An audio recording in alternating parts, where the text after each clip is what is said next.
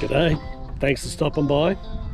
Well, we've had quite a few people ask us about the Land Cruiser and what we've had done to it and how we go with weights and things like that. So I thought in this video I'll actually give you a bit of a rundown of the rig and what upgrades and accessories we've had installed. So come and join us as we have a look around our Land Cruiser 200 series.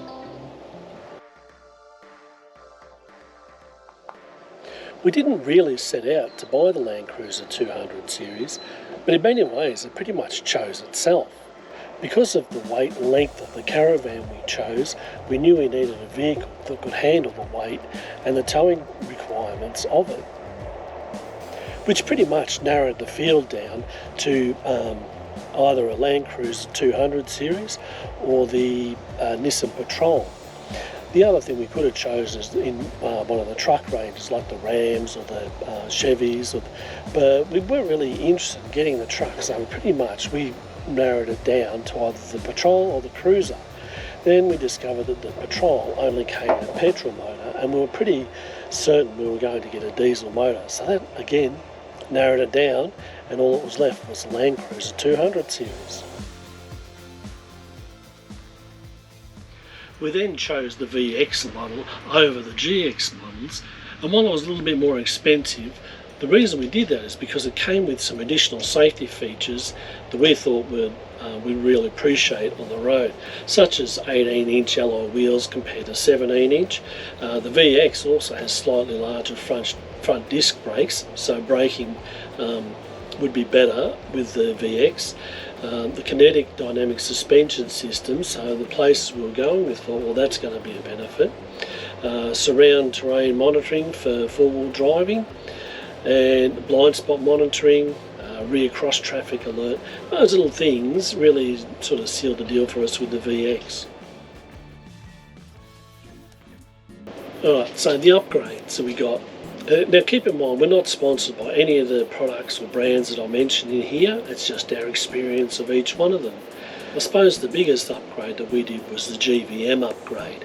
I won't go into too much detail about the GVMs and GCMs, but basically an off-the-shelf cruiser is surprisingly light with weights. It has a curb weight of 2,740 kilos and a maximum driving weight of 3,350 kilos. So what that means is you've only got about 610 kilos you can add to the vehicle, including us.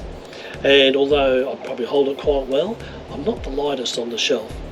So that would use a fair chunk of the weight. And of course the extras we wanted to get on the car, like the bull bar, fridge and anything you carry in the car. And then of course there's the tow ball weight. Well, our van straight away is 300 kilos tow ball weight, and ideally it'll probably sit at around 350 kilos. So all of a sudden your 610 kilos is down to about 150 kilos or something. So we knew we had to get that increased. The towing capacity was also a concern for us. Our van is 3 tonne empty, and the Land Cruiser can only tow 3,500 kilos.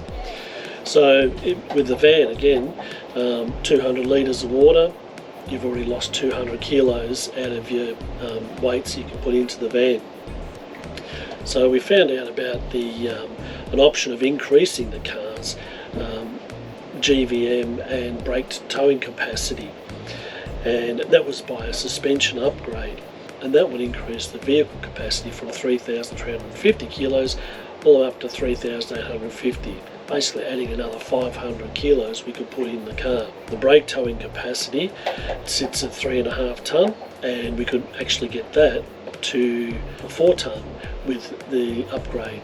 So again, that meant that we had another 500 kilos that we could safely carry in the caravan. We had that work done by Lovells in Carrum Downs, Victoria, and they're great to deal with. We were fortunate enough to be able to have it done before we got the car registered, which meant we didn't need to get an engineer's report or something like that. So it was just a matter of ordering the car. They delivered it to Lovells. Lovells did the upgrade and took it back to Toyota for us. Well, let's start with the front of the car, the bull bar. We went with the white to match the car, so we felt that it just blended better. The thing I like most about this particular bull bar is we've got the front camera here. which is great. And we use that, obviously when you're four-wheel driving, it comes on. What it means is it looks down, so it actually looks past the front of this.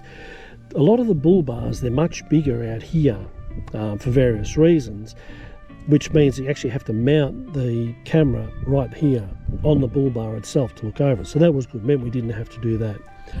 Now the bull bar has the capacity for a winch. We chose not to put that on at this stage, but we did get the one that was able to fit a winch to it at a later stage if we felt we needed it. We've got the driving lights, which are just the X-ray Vision 220 series LEDs, and they shoot out pencil beam and a broad beam. Provide plenty of light on the road. We've been very happy with them. Now you might have noticed with our car we ended up with two antennas on the front on the bull bar. No, they're not just for show, they actually do different things. This one, the Unidem one here, is for the UHF radio. Now the UHF radio was mounted underneath the dashboard, and we just got the microphone just sitting behind the steering wheel there. This antenna, on the other hand, is for the Cell-Fi Go, the Telstra signal booster, which we thought was going to be a bit of a solution to our internet needs, and that's in another video, and feel free to go and check that one out. But we put the Cell-Fi Go just in the back here. It's just in one of the wings of the 4B fit-outs. Under the bonnet, the only thing we really added was the auxiliary battery. It's just a standard battery wired through the back of the car. There's a couple of 12-volt outlets. We have wired directly to the Engel fridge in the back, and there's a battery voltage gauge fitted under the steering wheel. We've got the clear view mirrors, which kept the Toyota features of blind spot monitor and 360 view in four-wheel drive low. They slide out nicely so we can see around the van. We've got the red arc electric brakes.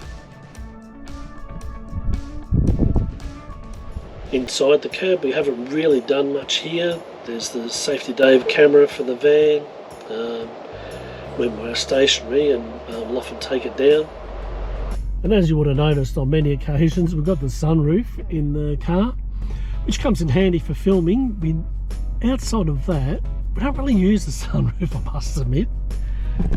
So it's not something that we'd make a lot of use of.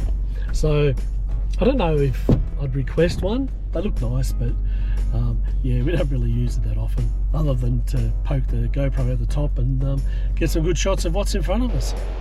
Oh, we've also purchased a tyre pressure management system. This was in response to a couple of punctures we had on our travels, and on both occasions we had to replace the tyre due to the weight of the car destroying the sidewalls of the flat tyres. Now the jury is still out on the value of this one. The system comes with 10 sensors, 5 for the car, 5 for the van. Costs about $400, but we found the sensors on the van kept dropping out. I called a mob who supply it, iCheck I think it is, and straight away they said we needed to purchase a signal booster because it was a big van. Seems to me that if they knew the issue, why not include the one in the pack? Anyway, that cost us another $70. I still haven't been able to attach it as it requires a battery hookup in between the van wheels and the monitor, and I don't have a battery in there. Although I'm thinking about trying to wire it to a 12-volt plug in the back of the car. Oh, and the other thing that I'm not wrapped about is the lock nut system. They come with dust cover and lock nut for each of the valves for security, which is fine. But I tell you what, it's a pain when you've got to air down and pump up your tyres, as you need to unlock and remove the nut from all 8 wheels just to change the tyre pressures. Now we've just got the standard tyres that came with the car on it at the moment. That's Dunlop AT25s. It's supposed to be all-terrain tyres, but apparently they're not. So I'm, as I said before, I'm not really a four-wheel drive aficionado, so I don't know a lot about it, but apparently that's not, and we've been encouraged next time we get a set of tyres is to actually choose a bit more carefully about what we put on there, so we can go to some of these more remote regions and not have to worry about the tyres on the car. So we'll look into that as we get closer to it. Now I've got to say, my pride and joy has been the 4B fit outs storage system in the back of the cruiser. When we bought the cruiser, we thought about the storage space in it because it's just a big open area. We were at a caravan and camping show one time. We spotted 4B fit outs and they had their system there. We thought, you know what, this is what we need.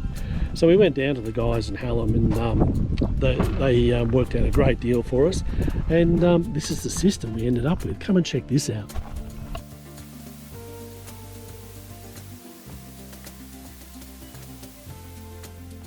Share with you today our back setup that we've just in the last few days had done by 4B fit outs. So it's really lightweight, and within about 30 minutes you can pull the whole thing out and it can just be a station wagon again. So let me just show you through what exactly is in this particular fit out. So this fit out is called the Tourer unit. So it really is what we think is quite amazing. Let me show you. So Paul, would you be able to pull down that very top cargo? Thank you. So this is what they call the soft cargo rack. And as you can see, it comes down so you can put your soft bits up the top there. And have a look how it makes space of the cavity. How the roof of the cruiser goes as kind of like a bit of a dome. So you can, there's lots of space up there to be able to use. It maximises the usable space in the van. And it's really easy to push up and down. I can't reach it, but Paul can. There we are.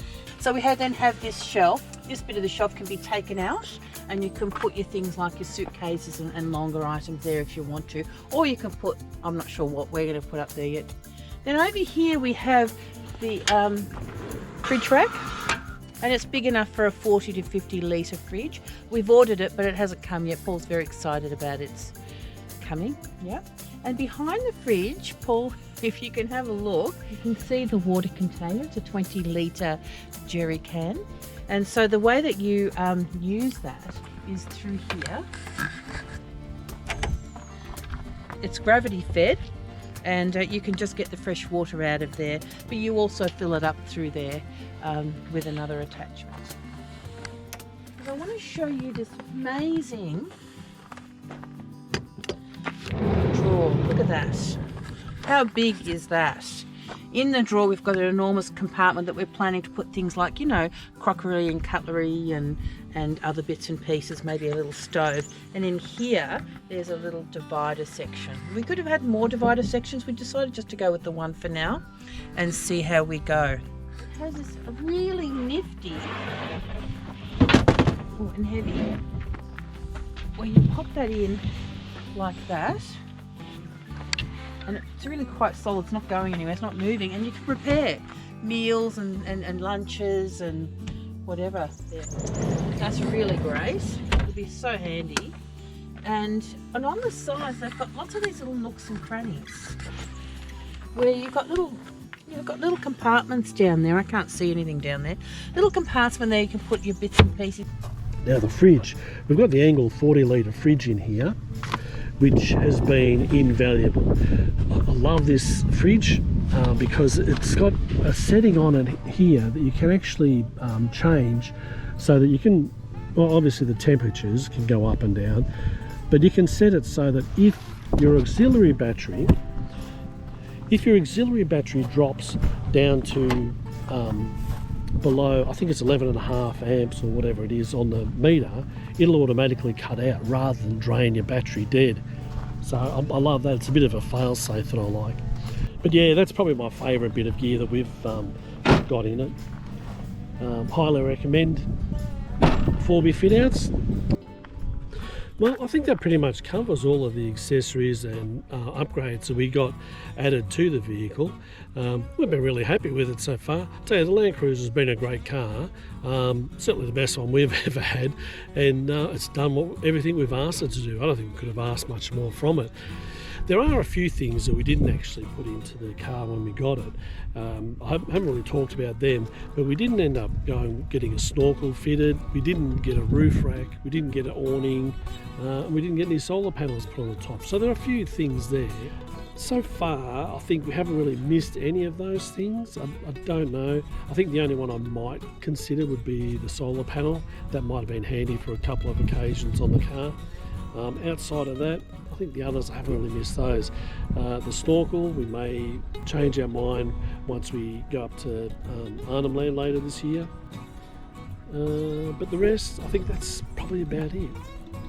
Oh, and the other thing I wanted to mention too, everything we've mentioned in this video, all of the products and accessories and that, we're not sponsored in any way by these folks, and the reviews that we gave, that's pretty much how we've experienced it over the past few years. Anyway, I think that's about it. Well, thanks for stopping by. Hopefully you can join us in the next video as we continue to travel around this country of ours. Bye for now.